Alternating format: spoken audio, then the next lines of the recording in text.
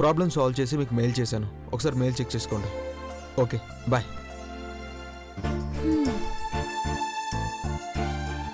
శ్రీవారు, కొంచెం మీ పని పక్కన పెట్టి ఈ స్వీట్ తింటే ఈ శ్రీమతి సంతోషిస్తుంది. నా వర్క్ ఓవర్ కానీ ఇంతకీ ఈ స్వీట్ ఎందుకు? ఎందుకంటారేటి? అమ్మగారు ఇన్ని రోజులు చంద్రముఖి కడుపులో బిడ్డ పెరుగుతుందన్న విషయం తెలిస్తే ఏమంటారో అని భయపడ్డాం.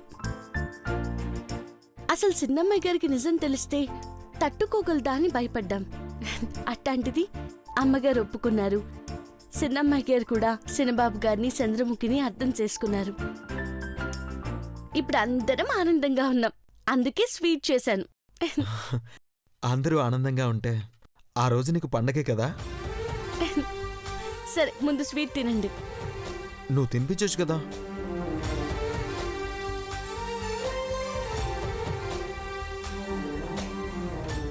అవును, నువ్వు తిన్నావా? ఇది మరీ బాగుంది. మీరు తినకుండా నేను ఎప్పుడైనా తిన్నానా? సరే రా, నేను తినిపిస్తాను. ఏమేంటి పెద్దబాబు గారు? పార్వతి, మన ఇద్దరికి స్వీట్ సరే, మరి వాడికేం కావాలో అడిగావా? వాడిగా? ఎవరికి? హవ్వా. రే, విన్నావా?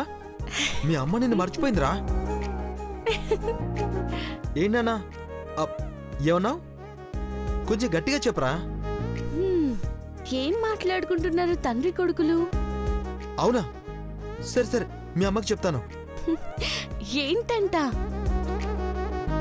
పాపం వాడికి బాగా చలిగా ఉందంట. ఓహో, వాడికి అది కూడా ఈ బుజ్జి పొట్టలో. అవును పార్వతి, అదే చెప్పాడు. వాడికేనా లేక మీకు కూడా చలి పుడుతుందా? నాకు కూడా అనుకో. మరి ఇప్పుడు ఏం చేయాలంట? వాళ్ళ అమ్మకి వెచ్చగా కౌగిలిని తీస్తే చలిపోతుందంట. ఆహా, అలా చెప్పాడా?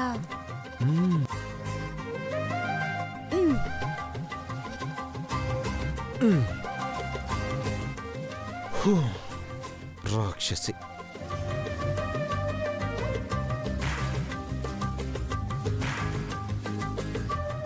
ఏటి, నేనిక్కడుండగా శ్రీవారి సూపులు అక్కడెక్కడో సూతున్నాయి. ఏం లేదు పార్వతి, నువ్వు రాకముందు ఒక బల్లి గోడ మీద అటు ఇటు తిరిగింది. ఎక్కడ? ఇప్పుడు కనిపించట్లేదు. ఈ బెడ్షీట్ లో ఉంది అని డౌట్ గా ఉంది. బల్లి!